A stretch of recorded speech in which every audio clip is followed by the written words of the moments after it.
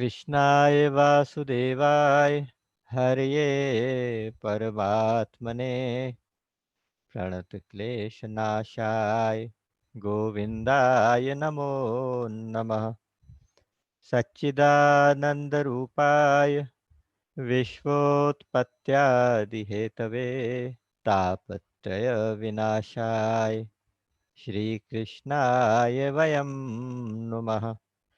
प्रपन्नपारिजाताय स्तोत्रवेत्रैकपाणये ज्ञानमुद्राय कृष्णाय गीतामृतदुहे नमः। बोलिए गीता गोपाल की जय, सच्चिदानंद भगवान की जय। राम राम राम। प्रभु की असीम कृपा के कारण आज हम सब फिर एक बार उपस्थित हैं। तो परमात्मा की कृपा के प्रति नतमस्तक होते हुए आप सबके हृदयों में बैठे हुए भगवान श्री कृष्ण के चरणों में नमन करते हुए आप सबका गीता परिक्रमा के इस कार्यक्रम में हार्दिक अभिनंदन। भगवत गीता परिक्रमा नाम से इस कार्यक्रम में हम लोग बारी बारी एक एक अध्याय का थोड़ा थोड़ा अवलोकन कर रहे हैं। उसी क्रम में आज 5वें अध्याय का आज दूसरा भाग, उसमें हमने प्रवेश करना है। मेनली यहाँ कर्मयोग की बातें हो रही हैं, साथ ही साथ ज्ञान योग, साथ ही साथ थोड़ा सा भक्ति का पुट, क्योंकि ये तीनों साथ साथ चलते हैं तब जाकर कहीं कुछ प्राप्ति होती है। उसी सिलसिले में कल एक कंसेप्ट आया था कि जो तत्व को जानने वाला योगी है, जो तत्व को जानने वाला ज्ञानी है, वो ये समझे कि मैं कुछ नहीं करता, नैव किंचित करोमि इति। ऐसा योगी माने, युक्त है, मन्येत तत्ववित्। क्योंकि अगर किसी को ये भाव हो जाए कि मैं कुछ नहीं करता, ऐसा भाव दृढ़ हो जाए, तो वो योगी ही है, वो तत्ववित् ही है। दो दो शब्द यूज किया, योगी भी और तत्ववित् भी। तत्ववित् का मतलब होता है तत्व को जानने वाला। तत्व का मतलब असली बात को जानने वाला, जो सार बात है उसको जानने वाला। फिर उसके बाद वो देखता रहे, सुनता रहे, बोलता रहे और सूंघता रहे, स्पर्श करता रहे, कोई चीज किसी से लेता और देता रहे, आंखें खोलता और बंद करता रहे, खाता रहे, सोता रहे, जो मर्जी क्रियाएं करे। सारी क्रियाओं के नाम इन्होंने लिए जो 10 इंद्रियों की क्रियाएं हैं। 5 ज्ञानेंद्रियों की क्रियाएं जो बाहर से इनपुट्स लेती हैं, 5 कर्मेंद्रियों की क्रियाएं जो आउटपुट देती हैं। उसके अलावा प्राणों की भी क्रिया होती है, सोना वगैरह, और कुछ आंखों का झपकाना, ये उप प्राणों की क्रिया होती है। कूर्म नाम का उप प्राण होता है। कहने का अर्थ यह है कि शरीर से, मन से, इंद्रियों से, प्राणों से कुछ भी क्रिया होती है तो उसको लगे कि मेरा इससे कोई संबंध नहीं है। ये जो अवस्था है इसको समझने की जरूरत है। अकर्ता भाव आता है, टोटल अकर्ता। वो कब आएगा? जब मनुष्य अपने आप को शरीर समझना बंद कर देगा। आमतौर से हमारे से पूछा जाए कि तुम कौन हो, तो हम अपने शरीर की तरफ इशारा करते हैं कि ये मैं हूं, क्योंकि हमारी पहचान शुरू से शरीर के साथ बनी हुई है। तो हमें लगता है कि ये मैं हूं, ये मेरी असली पहचान है। लेकिन वास्तव में हमारे शास्त्र, हमारे ग्रंथ, हमारे जितने भी ऋषि मुनि हुए हैं, वो सब लोग यही बताते हैं कि तुम शरीर नहीं हो। भगवान शंकराचार्य ने कहा मनोबुद्धि चित्त, मनोबुद्धि अहंकार चित्त, मैं कुछ भी नहीं हूँ। ना मैं इंद्रियां हूँ, ना मैं मन हूँ, ना मैं बुद्धि हूँ, मैं कुछ भी नहीं हूँ। मैं क्या हूँ? चिदानंद रूपः शिवोहम। मैं चिदानंद रूप हूँ, मैं शिव हूँ। शिव मतलब कल्याणकारी, शिव मतलब शांत। शिव भगवान शंकर के बहुत से नाम हैं। शिव का मतलब कल्याणकारी। तो मैं वो चिदानंद रूप हूँ, सच्चिदानंद रूप, उसी का मैं एक एक्सप्रेशन हूँ। इस भाव से सोचे, अर्थात मैं शरीर नहीं हूँ, मैं आत्मा हूँ। मेरी असली पहचान जो मैं करके अंदर से आवाज़ निकलती है, वो कहाँ से आ रही है ये देखना है। अगर वो मैं की आवाज़ आत्मा से, आत्मा के लिए आ रही है तो ठीक है, फिर वो मैं कह सकता है। लेकिन अगर मैं कहते ही आपको अपना शरीर के साथ भान होता है, तो इसका मतलब वो आवाज़ शरीर के लिए आ रही है, शरीर से आ रही है कि ये मैं हूँ।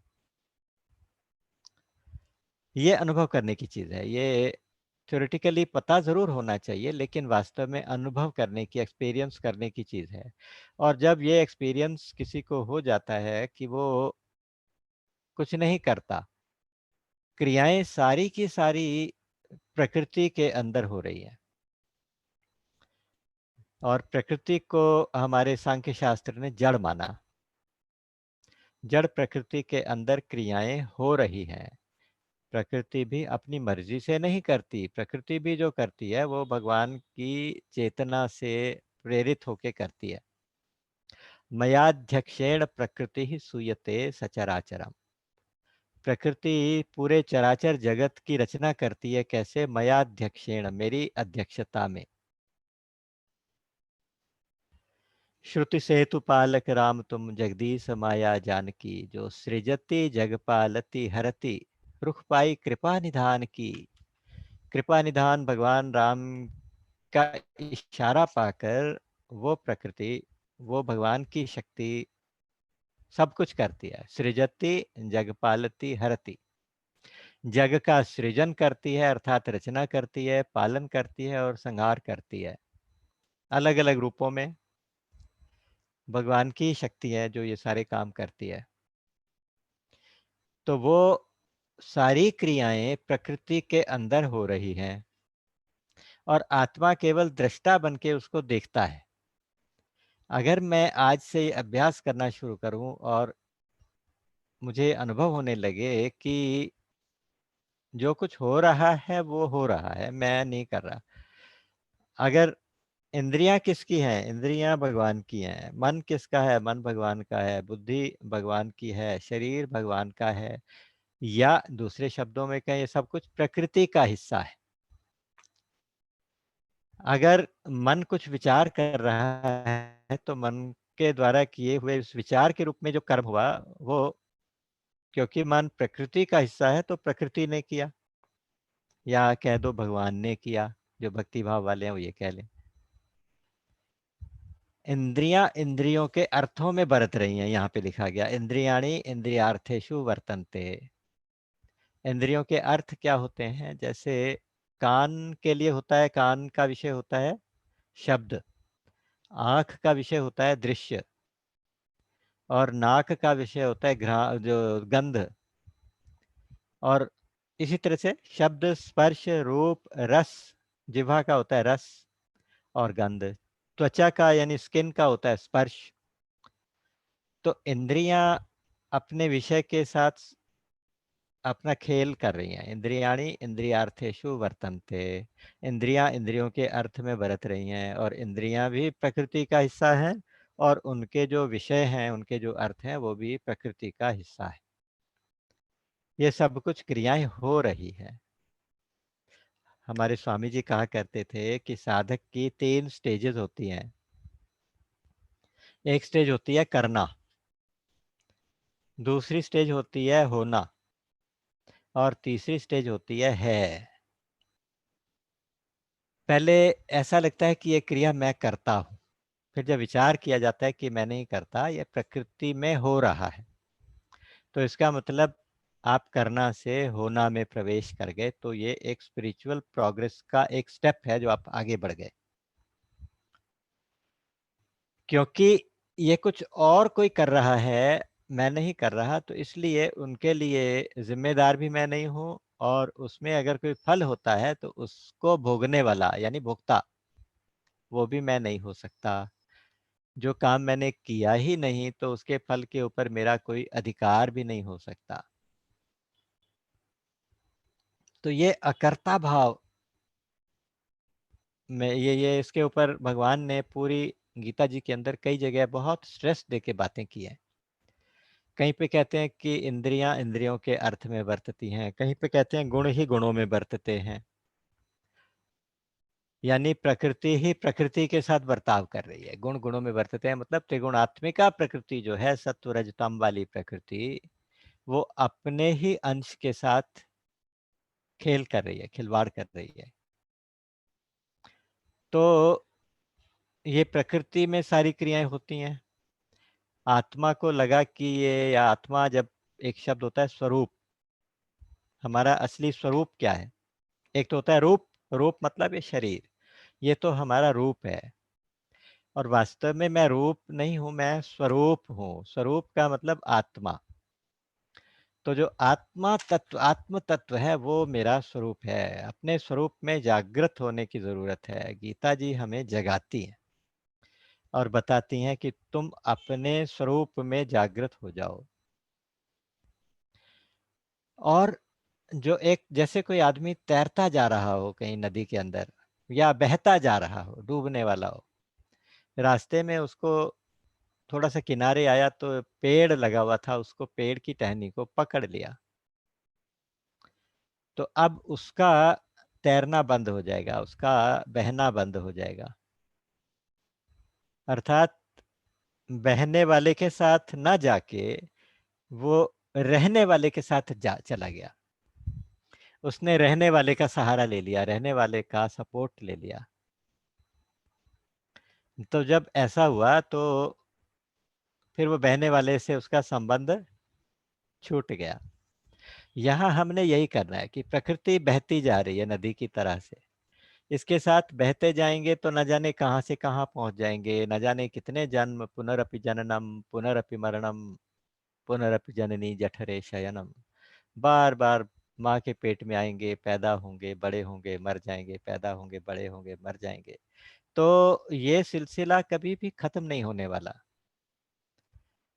इस सिलसिले को देख के, इस होती हुई इन क्रियाओं को देख के, कभी कभी भगवान कृपा करके, करुणा करके, कबहू को करी करुणा नर देही, देत ईस बिनु हेतु सनेही। अहेतु की कृपा, अहेतु का, अहेतु की प्यार करने वाले, स्नेह करने वाले भगवान जब जीव को इस तरह से पड़े हुए देखते हैं, बार बार बार बार चक्कर काट रहा है बेचारा, तो उसको एक मनुष्य का शरीर दे देते हैं करुणा करके, कृपा करके। ये एक मौका होता है कि आप अब इस जन्म बंधन से छूट जाओ, क्योंकि शरीर के साथ विवेक भी देते हैं, विवेक भी देते हैं। लेकिन हमारा वो विवेक संसार की चमक दमक के अंदर दब जाता है। समाप्त तो नहीं हो सकता, दब जाता है।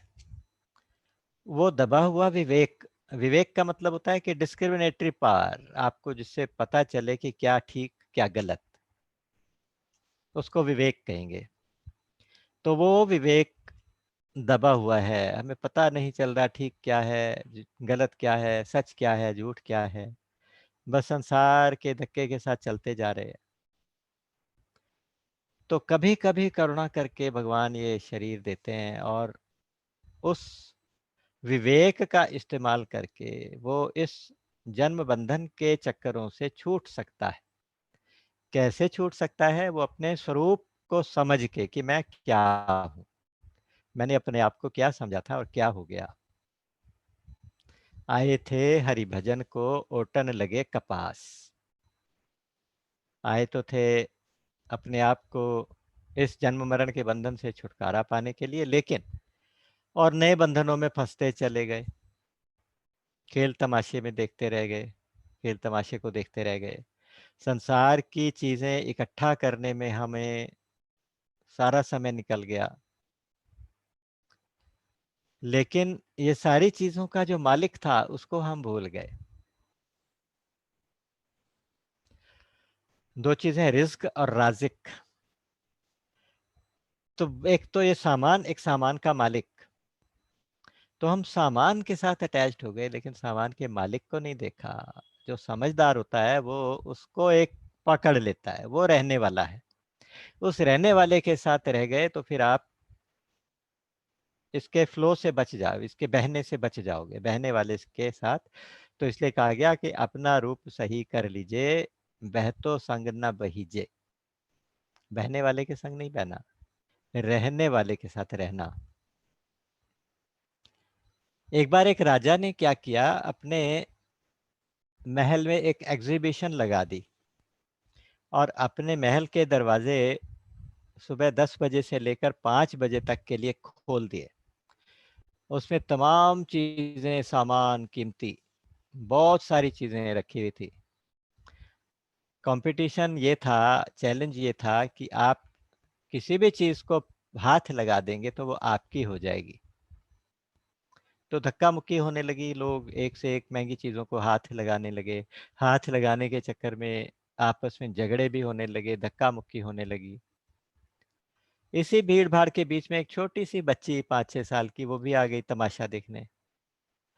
तो जब उसने सब कुछ देखा तो सब देखते देखते देखते सीधे चली गई। वहां पे राजा अपना वेश बदल के घूम रहे थे, अपना ये सब तमाशा देख रहे थे। उसने जाके राजा की उंगली पकड़ ली। जैसे उसने महाराज की उंगली पकड़ ली तो महाराज का सब कुछ उसका हो गया, क्योंकि राजा ही अपने हो गए। वो महाराज अपने हो गए तो उनका सब कुछ भी अपना हो गया। अब अपने पराये का कोई फर्क भी नहीं रहा। तो उसने जो एक मालिक था, मालिक को जाके पकड़ लिया। कहते ना कि चलो, ठाकुर जी को कहते हैं कि चलो ठाकुर जी अब हम बंटवारा कर लेते हैं। चलो जिंदगी में अब हम बंटवारा कर लेते हैं। क्या बंटवारा है? एक लाइन का बंटवारा है, या आप नोट कर लेना, भगवान से आज ही कह देना। कह देना कि तुम हमारे, बाकी सब तुम्हारा। ये ठाकुर जी तुम हमारे, बाकी सब तुम्हारा, हमें कुछ नहीं चाहिए। जब तुम हमारे हो तो फिर हमें अब और क्या चाहिए। अर्जुन ने जब भगवान कृष्ण को चुन लिया था, उसने कहा था कि तुम हमारे, बस तुम हमारे थे प्रभु जी, तुम हमारे हो, तुम हमारे ही रहो। तो उसने भगवान को अपना बना लिया उसने। अच्छा, एक बार भगवान को अपना बना लिया तो अब मैं करता हूँ, मुझे फल मिलेगा, मुझे ये मिलना चाहिए था, ये नहीं मिला, क्या मिलना चाहिए था, क्या नहीं मिला। तो इन पचड़ों से दूर हो जाओगे। तो फिर ये सवाल उठने भी बंद हो जाते हैं, क्योंकि जब भगवान ही हमारे अपने हो गए तो फिर अब हमें और क्या चाहिए।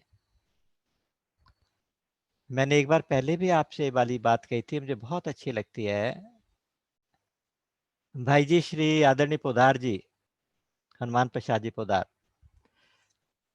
उन्होंने बात कही थी कि जो लोग सकाम भक्ति करते हैं ना, वो अपनी भक्ति के बदले में भगवान को प्रसन्न करके अपनी कामनाओं की पूर्ति चाहते हैं, संसार की चीजें मांगना चाहते हैं,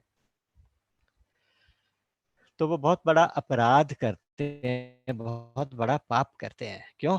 क्योंकि इसका मतलब ये हुआ कि आपने भगवान से ज्यादा कीमती संसार को माना। नहीं तो जब भगवान आपके सामने आ गए, जब भगवान आपसे कहते हैं कि तुम कुछ मांग लो, उसके बाद आप संसार मांगते हो, तो इसका मतलब तुम भगवान से ऊपर संसार को मानते हो तभी। नहीं तो जब भक्त के सामने भगवान आ जाते हैं तो वो कहता है कि प्रभु आप मिल गए, अब मैं क्या मांगू, आपसे और क्या मांगू, मैंने तो आपको ही मांग लिया बस। तो इसलिए वहां मांग समाप्त हो जाती है, वहां अभाव समाप्त हो जाता है, पूर्णता आ जाती है। तो इस अवस्था में साधक अकर्ता, अकर्ता भाव में आ जाता है कि मैं कुछ नहीं करता, नैव किंचित करोमि थी। बात तो ज्ञानी के संदर्भ में कर रहे हैं कि ज्ञानी क्या सोचता है, लेकिन वास्तव में जो भक्त होता है वो सबसे बड़ा ज्ञानी है। चतुर्विधा भजन्ते माम जना सुकृति नोर्जुन, आर्तो जिज्ञासु अर्थार्थी ज्ञानी च भरतर्षभ। कहने का अर्थ यह है कि 4 प्रकार के भक्त मेरी उपासना करते हैं, भगवान ने कहा। एक तो आर्त, जो बेचैन होकर मुझे पुकारते हैं। एक होते हैं जिज्ञासु, जो मुझे जानना चाहते हैं तब मेरे पीछे आते हैं। एक अर्थार्थी, जो अर्थ चाहते हैं, संसार चाहते हैं। और चौथे भक्त होते हैं ज्ञानी भक्त। ये ज्ञानी भक्त की बात मैं आपसे कर रहा हूँ कि जो ज्ञानी भक्त होता है वो सीधा भगवान को पकड़ लेता है। तो जब आप कीले को पकड़ लेंगे तो फिर चक्की में नहीं पिसेंगे। संसार की चक्की चल रही है, ऊपर से जब गेहूं डाले जाते हैं, दाने डाले जाते हैं तो पिसते जाते हैं। सारा संसार, संसार के दो पार्टों की चक्की में, द्वंद्वों की चक्की में, इस संसार में सभी जीव पिस रहे हैं। लेकिन जो समझदार जीव होते हैं वो कीले के साथ आ जाते हैं। सेंटर कीला जो होता है उसके साथ आ जाते हैं। वो नहीं घूमता, उसके साथ पड़े हुए दाने बिना पिसे रह जाते हैं। तो इस प्रकार से अकर्ता भाव की बात हो रही थी, तो मैं कुछ नहीं करता। आप कह दीजिए भगवान करते हैं, आप कह दीजिए प्रकृति करती है, आप कह दीजिए गुण ही गुणों में बरतते हैं, आप कह दीजिए इंद्रियां इंद्रियों के अर्थों में बरतती हैं। सब एक ही बात है। सारा कुछ, इसमें कोई भेद नहीं है, इन बातों में कभी कोई भेद नहीं है। सब समझाने के लिए प्रसंगवश अलग अलग तरह की बातें भगवान करते हैं कि आपको अच्छी तरह से, हम सबको अच्छी तरह से समझ में आ जाए। तो इस श्लोक के बाद आगे जाते हैं। वो यहाँ भक्त कर्मयोगी जो है उसके बारे में चर्चा की है, उसकी क्या कार्यशैली होती है। कर्मयोगी कैसा होता? कर्मयोगी कर्मयोगी भी होता है, कर्मयोगी ज्ञानी कर्मयोगी भी होता है, जिसकी बात अभी हो रही थी, और कर्मयोगी भक्त कर्मयोगी भी होता है। उसके लिए कहा गया ब्रह्मण्य आधाय कर्माणि संगम त्यक्त्वा करोति यह लिप्यते न स पापेन पद्म पत्रम एवाम्भसा। यानी जैसे जल में लगा हुआ कमल आप देखिए, कमल के पत्ते भी उसके ऊपर तैर रहे होते हैं। कमल के पत्ते की डंठल जो है वो नीचे दूर तक पानी के अंदर जड़ तक पहुंची होती है। तो उसको पोषण भी जल से मिला, जल में ही उसने 24 घंटे रहना है, लेकिन उस पत्ते के ऊपर जल स्पर्श नहीं करता। अर्थात जब आप उसके ऊपर पानी डालते हैं तो मोती की तरह से उसके ऊपर ऐसे ऐसे ऐसे ऐसे वो वैसिलेट होता रहता है, उसके लुढ़कता पुढ़कता रहता है, टच नहीं करता, उसे गीला नहीं करता। उसी तरह से संसार में रहने वाला, संसार से शक्ति पाने वाला, संसार की चीजों में का भोग करने वाला जो भक्त कर्मयोगी होता है, वो संसार में इस तरह से लिप्त नहीं होता। कैसे? वो करता क्या है? वो कहता है कि संगम त्यक्त्वा ब्रह्मणि आधाय कर्म करोति, कर्माणि करोति। कहने का मतलब यह है कि वो आसक्ति को त्याग कर, आसक्ति की बात कई बार हम कर चुके, फिर मैं कर देता हूं कि आसक्ति का मतलब होता है अटैचमेंट। समझने के लिए इतना ही समझ लें कि अटैचमेंट, और अटैचमेंट छोड़ के वो काम करता है। अटैचमेंट कब छूटेगी? कि जब पता रहेगा कि ये मैं तो कर नहीं रहा, हो रहा है। और संगम त्यक्त्वा, सारे कर्म जो मेरे से हो रहे हैं वो हे ठाकुर जी आपको समर्पित, ब्रह्म को समर्पित। ब्रह्म का मतलब यहाँ पे सगुण ब्रह्म, सगुण परमात्मा है। परमात्मा के, ब्रह्म के वैसे तीन स्वरूप होते हैं, ब्रह्म, परमात्मा और ईश्वर। लेकिन सगुण और निर्गुण आप इतना कह लीजिए केवल। तो जो सगुण परमात्मा, सगुण ब्रह्म है, उसके लिए यहाँ पे शब्द प्रयोग किया गया ब्रह्म। क्योंकि जो निर्गुण ब्रह्म है उसको आप कुछ समर्पित भी नहीं कर सकते। समर्पित अपने सगुण ब्रह्म के लिए किया जाएगा। यानी साकार परमात्मा का स्वरूप मन में सोच के आप सब कुछ परमात्मा को समर्पित कर दीजिए। अब इसमें क्योंकि ये क्रियाएं, ये सारे कर्म जो इस शरीर से हुए, मैंने नहीं किए, जो इस शरीर से हुए, जो इस मन से जो भी विचार आए, इस बुद्धि में जो कुछ डिसीजंस हुए, और इन इंद्रियों से, ऑर्गन्स ऑफ एक्शंस, इनसे जो भी क्रियाएं हुई, वो सारी की सारी हे प्रभु आपको समर्पित। मैं जो जो कर्म करूं हे ठाकुर जी वो सब आपको समर्पित। इस प्रकार से ब्रह्मणि आधाय, ब्रह्म में ही आधान करके, उसका ब्रह्म में ही समर्पण करके, आसक्ति को छोड़ के जो क्रियाएं करता है वो फिर संसार में लिप्त नहीं होता। कैसे? जैसे पानी में पड़ा हुआ कमल का पत्ता।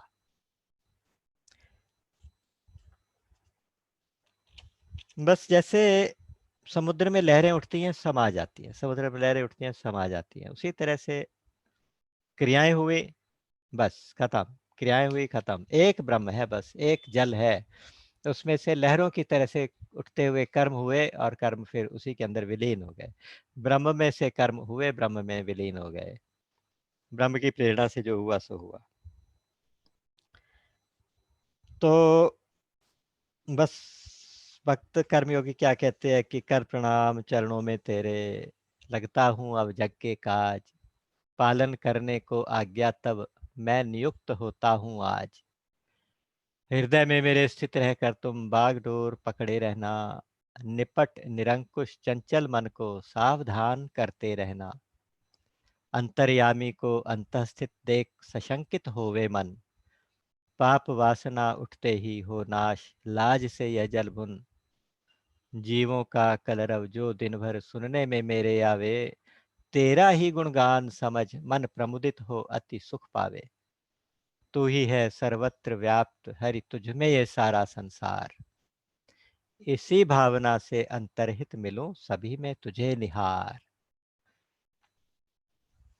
आदरणीय भाई श्री हनुमान प्रसाद पोद्दार जी की ये लाइनें हैं। ये मेरे विचार से, मतलब अपना अपना भाव हो सकता है, मेरे भाव से ये दुनिया की सबसे अच्छी प्रार्थना है, अल्टीमेट प्रार्थना है। इसके बाद और कुछ करने कराने की जरूरत नहीं है। जैसे ही आप सुबह उठें, जमीन पे पैर रखें, तो बस ये लाइनें बोलते हुए उठें। 5-7 लाइनें याद करना भी बहुत आसान है, इसलिए मैंने पूरी बोली है कि अगर आप किसी ने नहीं सुनी हुई तो वो यहाँ से सुन के रिकॉर्डिंग को उसके याद करें। कि बस हम भगवान को कह रहे हैं कि भगवान मैं आज उठा हूँ और तुम्हारे चरणों में प्रणाम करके मैं आपकी आज्ञा का पालन करने के लिए, इस संसार के काम करने के लिए आज तैयार हुआ। तुम बस इतना करना कि मेरे अंदर बैठे रहना, मेरे साथ रहना, मेरे अंदर बैठे रहना, मेरे हृदय में बैठे रहना। क्योंकि जैसे आप हृदय में बैठे होगे तो मेरे हृदय में फिर कोई पाप वासना नहीं उठेगी। क्योंकि जैसे ही पाप वासना मन में उठने लगेगी तो मन को शर्म आ जाएगी। कितनी अच्छी बात कही कि वहां भगवान बैठे हैं तो उसके सामने कोई भी गलत विचार मन में आते ही मन शर्मा के एकदम से जल भुन के नष्ट हो जाएगा। बस संसार में जो कुछ भी हो रहा है, चिड़िया चहक रही हैं, जो भी जीव जंतु आवाजें जितनी भी आ रही हैं, सब तुम्हारा गुणगान कर रहे हैं। और सबके अंदर एक तुम ही तो हो, तुम्हारे अलावा दूसरा है भी तो कोई नहीं। सबके अंदर मैं तुम्हें देख सकूं, मुझे ऐसी शक्ति देना। हे मेरे मालिक, आप ऐसी कृपा करना कि मैं आपको ना भूलूं, आप मुझे ना भूलें। कितनी सुंदर प्रार्थना है। इसके बाद इसमें सारा ज्ञान, भक्ति, कर्म सब कुछ आ गया। इन प्रार्थना में तीनों बातें आ जाती हैं। तो इसलिए ब्रह्मण्याधाय कर्माणि के साथ ये भी बात बहुत जरूरी है कि हमारे सारे कर्म हमने ब्रह्म को, सगुण ब्रह्म को, परमात्मा को, भगवान को समर्पित कर दिए। उनके साथ अब हमारी कोई अटैचमेंट नहीं है, फल के साथ हमारी कोई अटैचमेंट नहीं है। ऐसा करेंगे तो संसार में रहते हुए भी संसार से निर्लिप्त रहेंगे। संसार के जो अच्छे बुरे, दुख सुख, इस प्रकार के जो द्वंद्व होते हैं, उन द्वंद्वों से हम छूटे रहेंगे। और जो दूसरे, ये तो भक्त कर्मयोगी था, एक ज्ञानी कर्मयोगी। वो कहते हैं कि वो क्या करता है कि सॉरी, ये कर्मयोगी, क्योंकि ज्ञानी की बात पीछे कर रहा है, नैव किंचित करोमीति वाली। ज्ञानी कर्मयोगी ऐसे सोचता है, ब्रह्म कर्मयोगी ऐसे सोचता है, और जो प्योर कर्मयोगी है वो ऐसे सोचता है। ऐसे फिर क्रियाएं करता क्यों है? कायेन मनसा बुद्ध्या केवल ही इंद्रियरपि योगिनः कर्म कुर्वन्ति संगम त्यक्त्वा आत्मशुद्धये। यहाँ भी संगम त्यक्त्वा, आसक्ति का तो त्याग करना ही करना है, राग का त्याग तो करना ही करना है। आप कर्मयोगी बनना चाहें, भक्त बनना चाहें, ज्ञानी बनना चाहें, आपको राग का, अटैचमेंट का त्याग करना ही करना है। राग की बात हमने कही थी कि हमें कुछ भी अच्छा लगा तो वहाँ राग हो जाएगा। तो इसलिए सब कुछ भगवान का है, जो अच्छाई है वो भी भगवान की है, जो अच्छा है वो भगवान का है, बुरा है तो वो भगवान का है। क्योंकि जब राग आएगा तो साथ में द्वेष भी आएगा, और जब राग और द्वेष दोनों आ जाएंगे तो बस वो लूट लेंगे। जैसे तीसरे अध्याय में पीछे कह आए थे, इंद्रियस्येन्द्रियस्यार्थे राग द्वेषौ व्यवस्थितौ तयोर्नवशमागच्छेत् तौ ह्यस्य परिपन्थिनौ। परिपंथी हैं ये। जैसे पिछले ज़माने में लोग पैदल-पैदल यात्राएँ करते थे, तो कोई एक व्यापारी पैदल यात्रा करता जा रहा हो, रास्ते में कोई 2 डाकू या 2 ठग उसको मिल गए। एक एक इधर हो गया, एक दूसरी तरफ हो गया और उससे बातें करने लगे। बहुत मीठी-चुपड़ी बातें करके उसके साथ दोस्ती कर ली और फिर कहीं निर्जन जगह जाके उसको लूट लिया। ये दोनों परिपंथी इस प्रकार के हैं, राग और द्वेष। इसका सावधान करते हुए कहते हैं कि इंद्रिय इंद्रिय के अर्थ में, यानी हर इंद्रिय के विषय में रहते हैं। रूप में रहते हैं, रस में रहते हैं, गंध में रहते हैं, शब्द में रहते हैं, स्पर्श में भी रहते हैं, राग और द्वेष। अगर कुछ भी अच्छा लगने लगा तो बुरा लगने लगेगा, दूसरा उसका अपोजिट बुरा लगने लगेगा। तो अच्छा बुरा ना लगे, समता आ जाए, राग नाश हो, राग का नाश हो जाए, इस अवस्था को हम कहेंगे असंगावस्था, असंग। तो यहाँ कहा गया कि संगम त्यक्त्वा, असंग होकर योगी फिर कर्म करेगा ही क्यों। जब इतना प्योरिटी आ गई तो कहते हैं आत्म शुद्धये, आत्मा की शुद्धि के लिए, अर्थात अपने अंतःकरण की शुद्धि के लिए। आत्मा का शब्द अंतःकरण के लिए भी गीता जी में प्रयोग किया गया। मन की शुद्धि यानी ये मैं हूं, ये मेरा है, मेरापन समाप्त हो जाए हर चीज में से, तो वो उस शुद्धि के लिए कायेन, शरीर से, और मन से, बुद्धि से। शरीर से भी कर्म होते हैं, मन से भी कर्म होते हैं, वाणी से भी कर्म होते हैं, बुद्धि से भी यहाँ कहा गया। और केवल इंद्रियों से कर्म करता करता, इन सब के साथ अनासक्त होके, इन सब के साथ अनअटैच्ड होके, प्योर कर्म करता हुआ अनासक्त भाव से योगी विचरण करता है, तो वो इसलिए कर्म करता है कि उसके अंदर की ममता, उसके अंदर की अहमता, उसके अंदर का संसार से जो अटैचमेंट है वो समाप्त हो जाए। तो बस उसको सावधान रहना पड़ता है, उस सावधानी की वजह से कर्म करता है। अगर कर्म करना कोई बंद कर दे तो कर्म होते रहेंगे, और अनअवेयर कर्म हो जाएंगे तो उससे फिर वो फंस जाएगा, पता ही नहीं चलेगा कब आसक्ति आ गई। यहाँ 2 बातें कही गई। एक तो जो युक्त हैं, जो योगी है, वो तो निष्काम कर्म करते हैं, कर्म फल में आसक्ति का त्याग करते हैं, कर्म फल में कोई अटैचमेंट नहीं रखते, कर्म के फल में कोई अटैचमेंट नहीं करते, तो वो उनको तो मिलती है नैष्ठिकी शांति। नैष्ठिकी शांति का मतलब यहाँ आप मोटे तौर पे समझ लीजिए परमात्मा। क्योंकि जो नैष्ठिकी शांति यानी परमानेंट शांति, ये परमात्मा का ही स्वरूप है, ये परमात्मा का ही एक एक्सप्रेशन है। एक तो अंतःकरण की शांति होती है, जो अंतःकरण में बहुत शांति आ गई, उस शांति को आप भोग करने लगते हैं, आप एंजॉय करने लगते हैं। लेकिन नहीं, ये स्वरूप की शांति है, नैष्ठिकी शांति, परमानेंट शांति। यानी जो युक्त है, युक्त जो लोग हैं, योगी लोग हैं, जो कर्मयोगी हैं, वो आसक्ति को त्याग के कर्म करते रहते हैं और नैष्ठिकी शांति को प्राप्त करते हैं। लेकिन जो सकाम कर्मी है, अयुक्त कहा उनको, अयुक्त, अयुक्त, आयुक्त नहीं, अयुक्त। अयुक्त का मतलब जो युक्त नहीं है, युक्त का मतलब जुड़ा हुआ भी होता है, जो परमात्मा से जुड़े हुए नहीं है, संसार से जुड़े हुए हैं। तो कहीं ना कहीं तो जुड़ना पड़ेगा, चाहे संसार से जुड़ो चाहे परमात्मा से जुड़ो। तो जो युक्त शब्द योगी के लिए प्रयोग हुआ, वो वो परमात्मा से जुड़े हुए योगी के लिए हुआ। और अयुक्त शब्द हुआ जो संसार से जुड़ा हुआ है उसके लिए हुआ, क्योंकि परमात्मा से नहीं जुड़ा हुआ तो इसलिए अयुक्त कहा। वो कामनाओं के साथ कर्म करता है, बहुत सारी कामनाओं के साथ। वो कामनाएं कभी तृप्त नहीं होती, कामनाओं की कभी तृप्ति नहीं होती, तो उसका क्या होता है? फले सक्तो निबध्यते, फल में आसक्त होकर बंध जाता है। यहाँ पे एक बहुत बड़ा सूत्र है, कर्म कभी बांधता नहीं। ये सूत्र है कि कर्म नहीं बांधता। कौन बांधता है? कर्म के फल में आसक्ति बंधन का कारण होती है। फले सक्तो निबध्यते, फल में जो आसक्ति है वो उसको बांध लेती है। और जो योगी होता है वो और क्या करता है? सर्व कर्माणि मनसा संन्यस्यास्ते सुखम वशी, नव द्वारे पुरे देहि नैव कुर्वन् न कारयन्।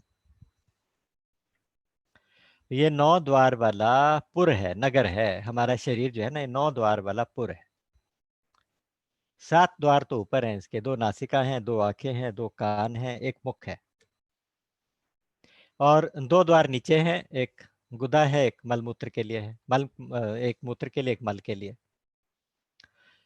तो इन 9 द्वारों वाले घर के अंदर रहता हुआ वशी। वशी किसको कहा? वशी का मतलब जो अपने वश में है, परवश नहीं है, स्वतंत्र है, जो अपने आप को कंट्रोल में रखता है, अपनी इंद्रियां जिसके कंट्रोल में है।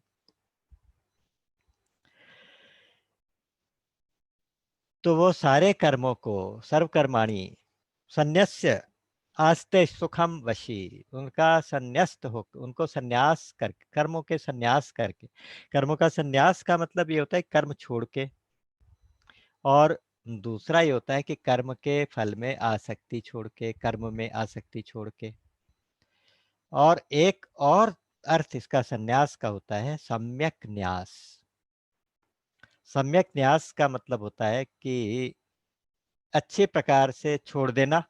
न्यास का मतलब छोड़ना, और न्यास का मतलब रख देना, जैसे शिलान्यास किया। तो अच्छे प्रकार से न्यास करने का मतलब ये हुआ कि जो चीज, जो जड़ प्रकृति है, शरीर है, इंद्रियां हैं, ये सारे एक ही जाति के हैं।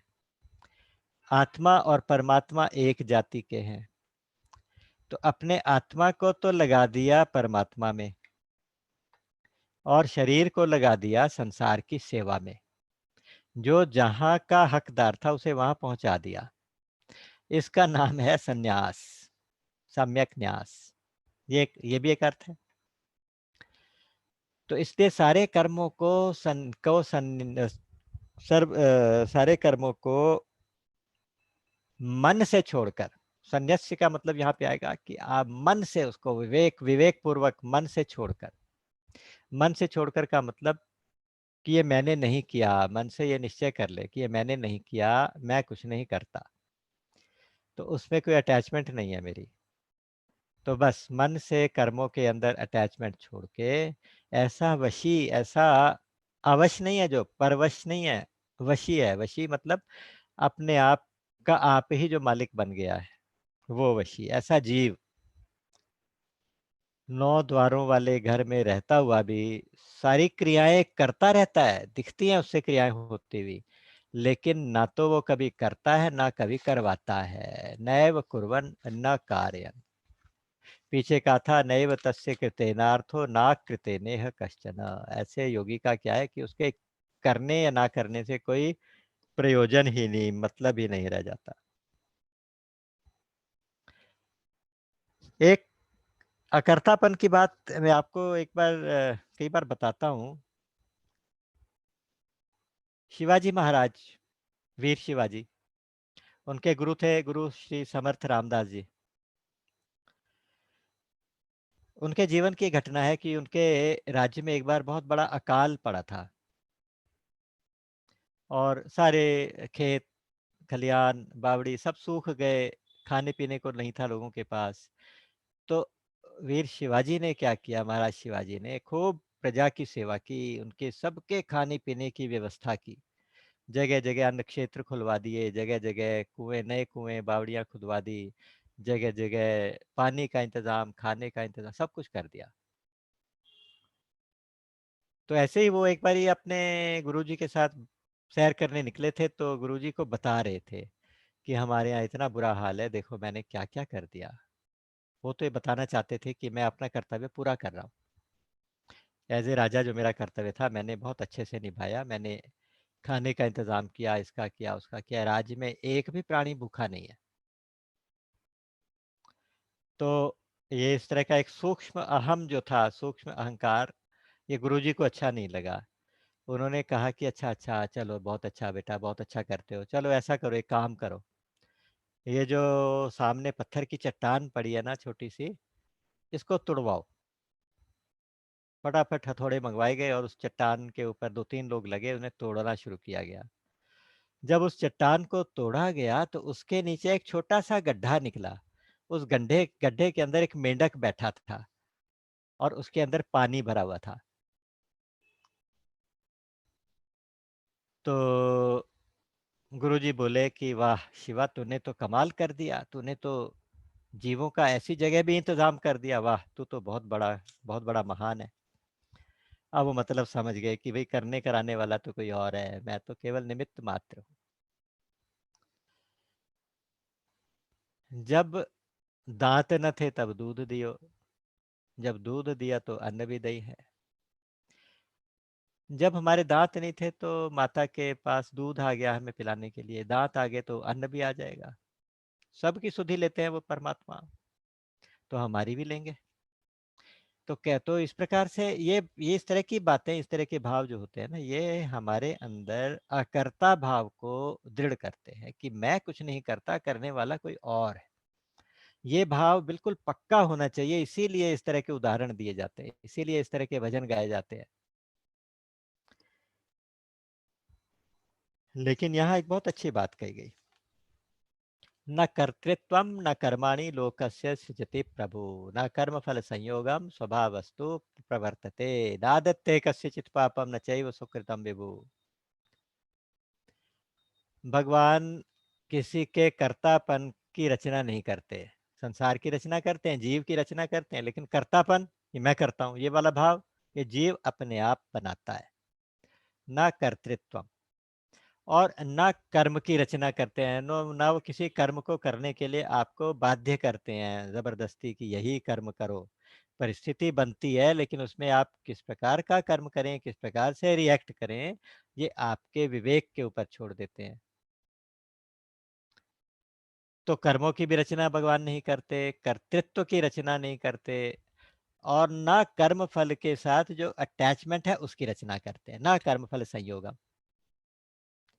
कर्म फल देते हैं, कर्म जैसा कोई कर्म करेगा वैसा फल तो भगवान के विधान से मिलता है।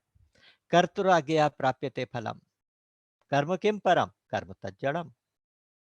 पीछे हम लोग ये भगवान श्री रमण महर्षि का अमर ग्रंथ था, उसकी उसका अध्ययन करते थे तो उसमें पहला सूत्र यही था, कर्तुराज्ञया प्राप्यते फलम, कर्ता की आज्ञा से कर्म फल मिलता है। कर्म में अपने आप कोई ताकत नहीं होती कि वो फल दे सके, कर्म तो जड़ है। कर्म किम परम, कर्म क्या परम है, कर्म तत् जड़म, वो कर्म तो जड़ है।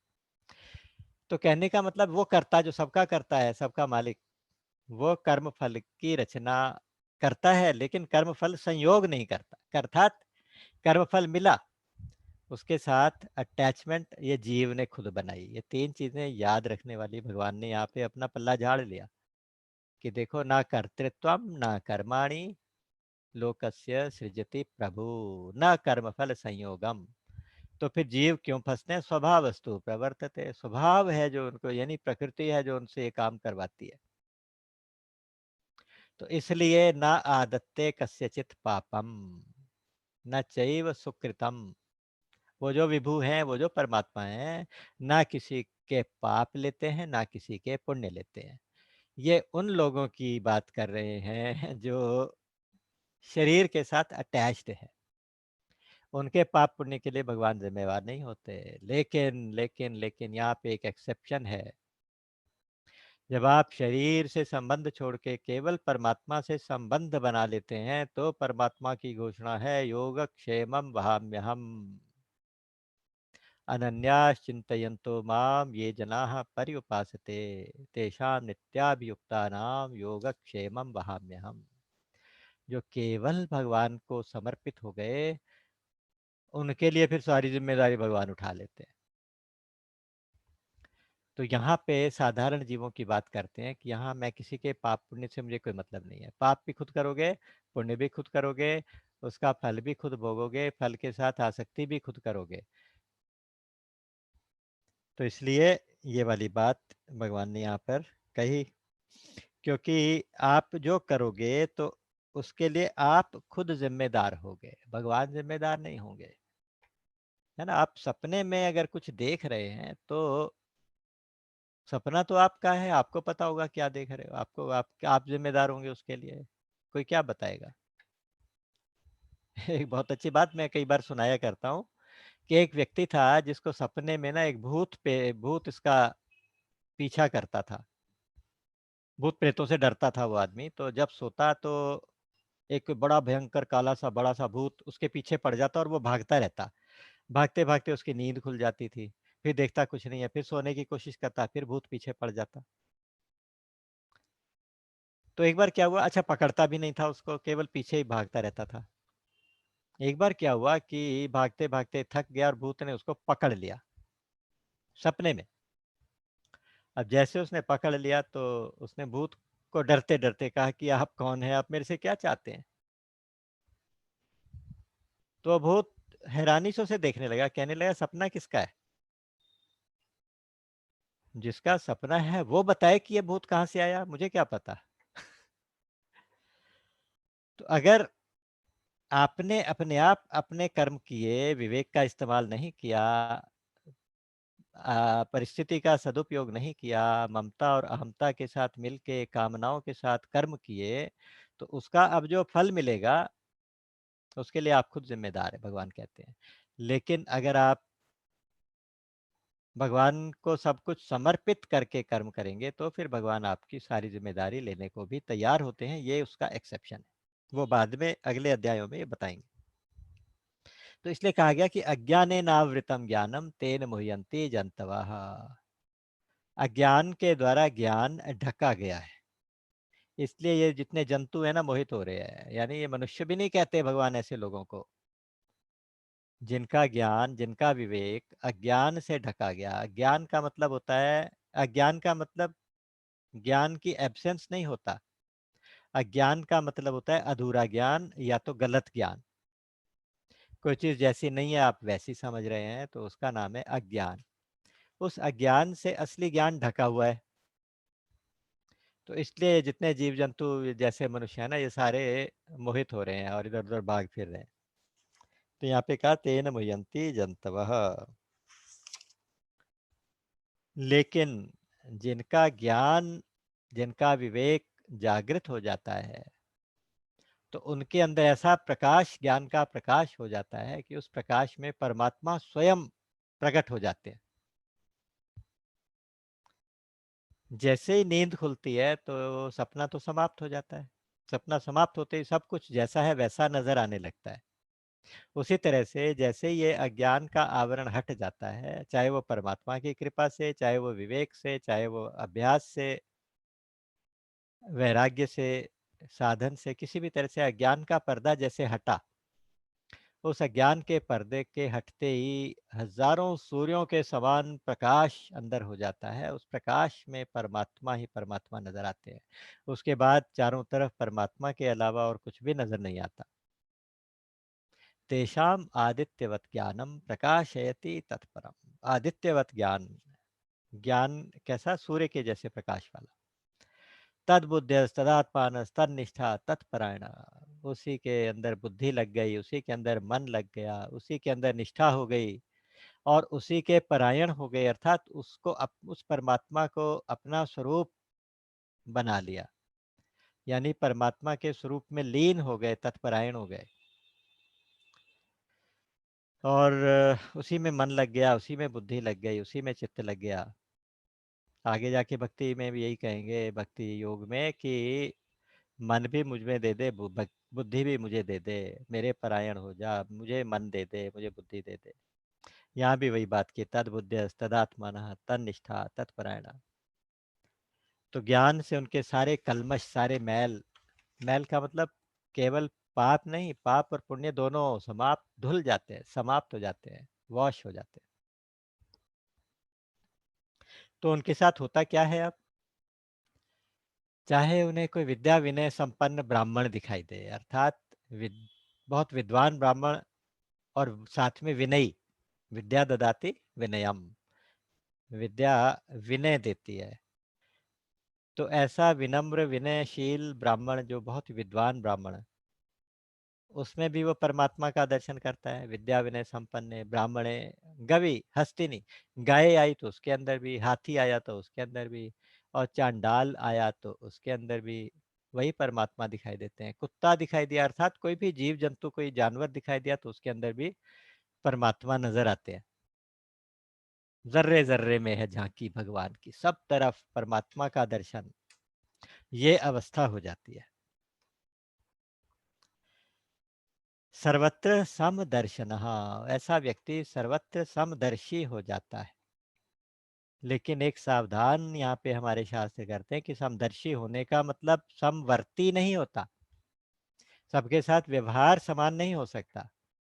जो व्यवहार ब्राह्मण के साथ होता है वो चांडाल के साथ नहीं होगा। जैसे हमारे स्वामी जी लिखते हैं कि आप गाय का दूध पी सकते हैं, कुतिया का थोड़ी ना पी सकते हैं। उसी तरह से हाथी की सवारी कर सकते हैं, आप कुत्ते की सवारी थोड़ी करोगे, गाय की सवारी नहीं करोगे।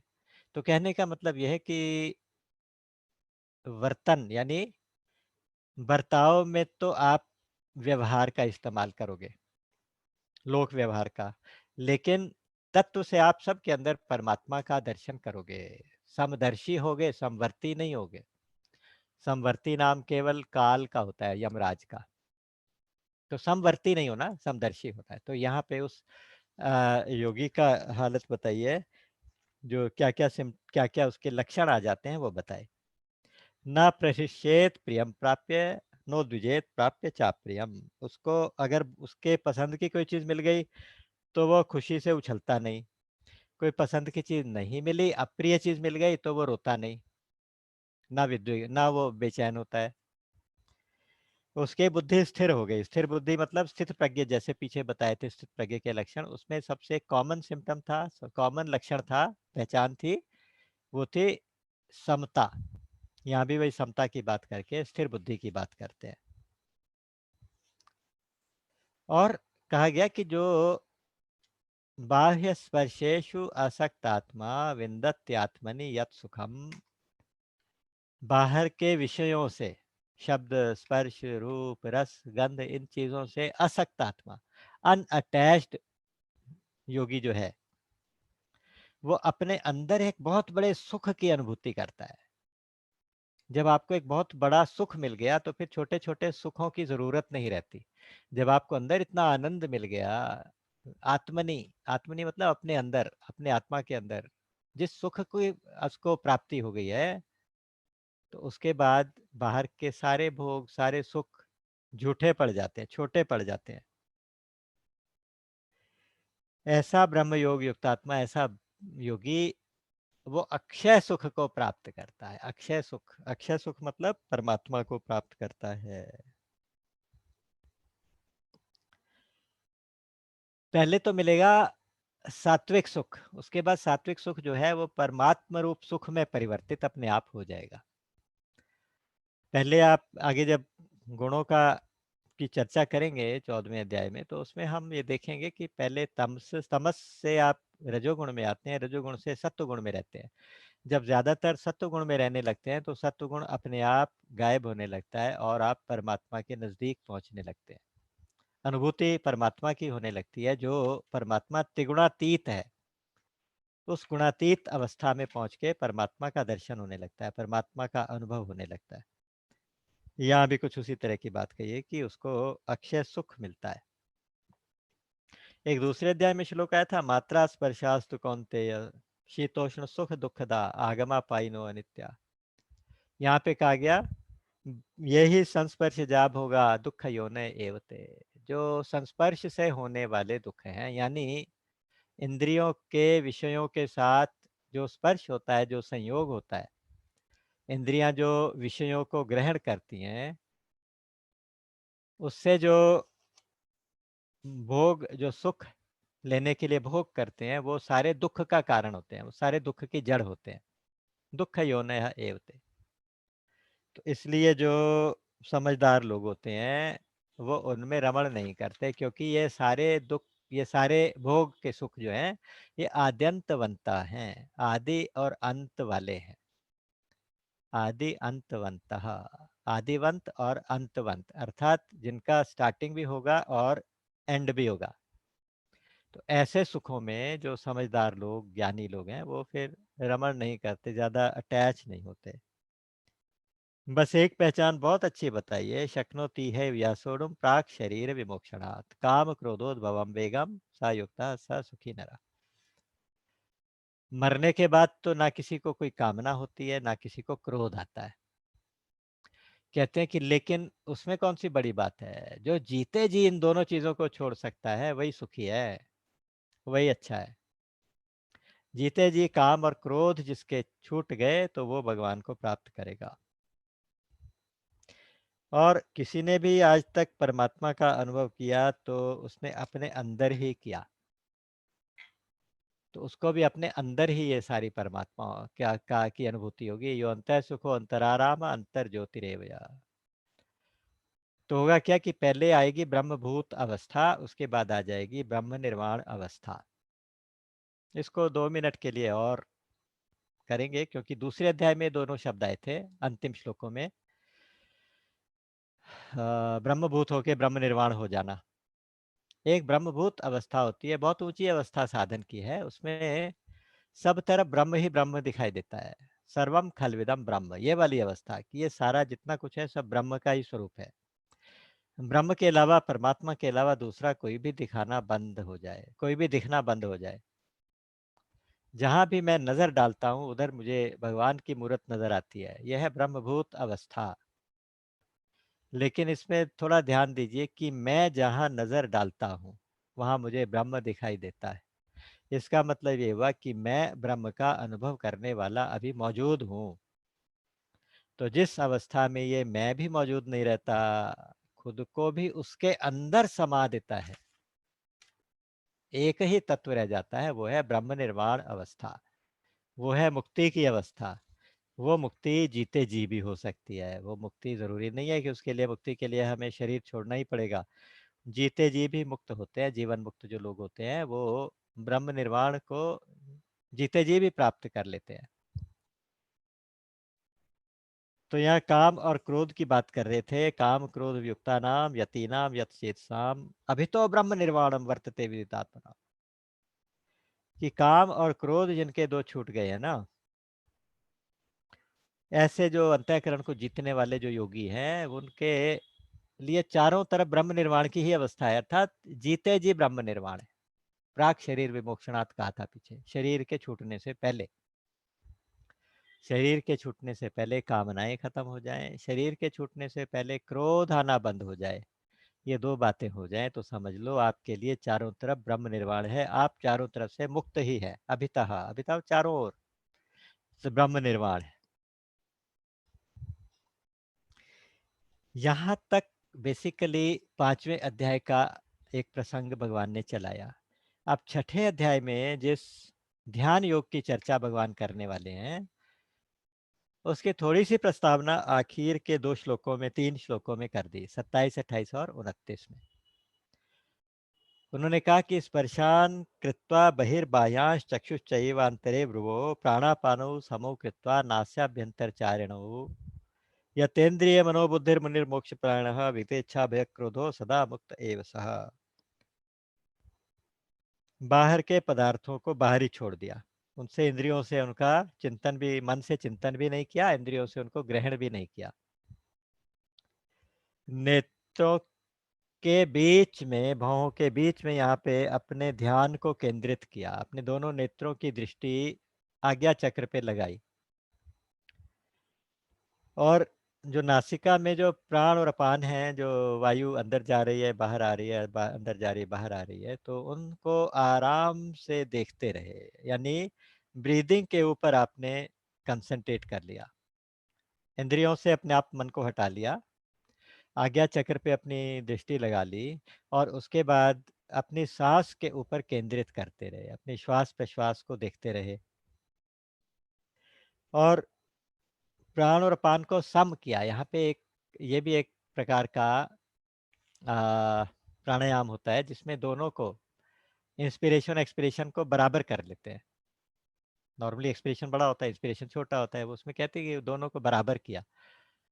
तो कोई भी जप करके 8 जप बाहर, 8 जप अंदर, 8 जप बाहर, ऐसे करते रहे, 8 या 10 जो भी।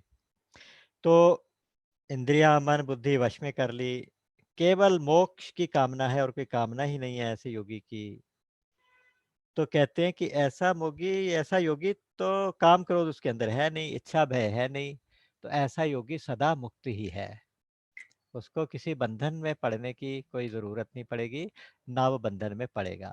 बस ये याद रखना है, भोक्तारम यज्ञ तपसाम सर्वलोक महेश्वरम, सुहृदम सर्वभूतानाम ज्ञात्वा माम शांति मृच्छति। एक बहुत बड़ी घोषणा यहाँ भगवान ने की है। उन्होंने कहा है कि भोक्तारम यज्ञ तपसाम, जो भी आप यज्ञ की भावना से कर्म करते हैं या जो भी आप यज्ञ करते हैं, तो उसमें तितिक्षा से, तप से आप जो भी क्रियाएं करते हैं, जो भी साधन करते हैं, उन सब का भोक्ता मैं ही हूँ। आप उसको अपने आप को उसका भोक्ता मानना बंद करो। आपके जितने भी साधन हैं वो सब मुझ तक ही पहुँचेंगे और मैं ही उनको ग्रहण करूँगा। भोक्तारम यज्ञ तपसाम, मैं सारे लोगों का महेश्वर हूँ, सारे लोगों का स्वामी, सर्वलोक महेश्वरम। और तीसरी बात जो सबसे बड़ी बात कही है कि आपको ये पता होना चाहिए कि सुहृदम सर्वभूतानाम, मैं सारे भूत प्राणियों का सुहृद हूँ। सुहृद का मतलब होता है कि भला चाहने वाला। ये नहीं कहा कि सब मनुष्यों का, सब भक्तों का, सब ज्ञानियों का भला ना, सब भूत प्राणियों का, सभी भूत प्राणियों का भला चाहता हूँ। तो अगर कोई तड़पता हुआ इंसान दिखाई दे, दुखी इंसान दिखाई दे, तो समझना कि भगवान इसमें ही कोई भलाई चाहते होंगे। अगर आपको कोई चीज़ मिली तो समझना कि ये भगवान इसमें भलाई चाहते हैं, नहीं मिली तो समझना कि इसमें भगवान ने मेरा भला ही सोचा होगा। क्योंकि भगवान भले के अलावा, हमारे कल्याण के अलावा दूसरा कुछ सोचते ही नहीं। ऐसा अगर किसी को समझ में आ जाए, ज्ञात्वा सुहृदम माम सर्वभूता नाम, ज्ञात्वा, ऐसा जानकर, मुझे ऐसा ज्ञान कर, माम ज्ञात्वा शांति मृच्छति, शांति को प्राप्त हो जाता है। फिर शांति आ जाएगी। फिर बेचैनी क्यों होती है? बेचैनी तो इसलिए होती है कि जब कुछ किया उसका फल चाहिए, जब कुछ चाहते हैं वो नहीं हुआ तो दुखी होते हैं। लेकिन यहाँ पे तो सीधी सी बात कह दी कि भगवान सबके सुहृद हैं, मैं सबका सुहृद हूँ, भगवान अपने वाणी से कह रहे हैं। तो इसलिए भगवान आप जो करते हो वो अच्छा करते हो। Oh God, I know you love me and I trust you, I have no complaints forever. ये सूत्र मैं अक्सर दिया करता हूँ। ये मैंने एक बार कहीं पढ़ा था, मुझे बहुत अच्छा लगा कि आप रोज भगवान से कहो, हे भगवान मैं जानता हूँ कि आप मुझे प्यार करते हैं, और ये भी जानता हूँ कि आप जो कुछ करोगे मेरी भलाई के लिए करोगे, क्योंकि आप मुझे प्यार करते हो। तो इसलिए मुझे कोई कंप्लेंट नहीं है, किसी तरह की कोई शिकायत नहीं है ना? जो कुछ आपने दिया उसमें मैं खुश हूँ, बस। और मुझे आपके ऊपर विश्वास है, आप मुझे आपके ऊपर भरोसा है, ऐसा भरोसा जैसा भरत जी ने भगवान राम के ऊपर जताया था। कितना बड़ा हंगामा हो गया था कि उनकी एब्सेंस में भरत जी की माता जी ने भरत के लिए राज्य मांग लिया, राम के लिए वनवास मांग लिया, राम वनवास को चले गए, सारी प्रजा दुखी हो गई, इतना सब कुछ हो गया, और भरत जी को आए तो पता चला।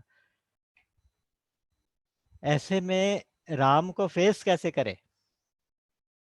लेकिन भरत जी कहते हैं नहीं, यद्यपि जन्म कुमातुते, मैं सठ सदा सदोष, आपुन जान न त्यागे हैं मोहि रघुवीर भरोस। बहुत बड़ा भरोसे का दोहा है, याद करने लायक दोहा है। कहते कि मेरा जन्म कुमाता से हुआ, वैसे माता कोई हो सकती है जो इतना कुछ कर दे, अपने बेटे को वनवास भेज दे और दूसरे बेटे के लिए राज्य मांगने के लिए, और उसके पति की भी उस मृत्यु हो जाए।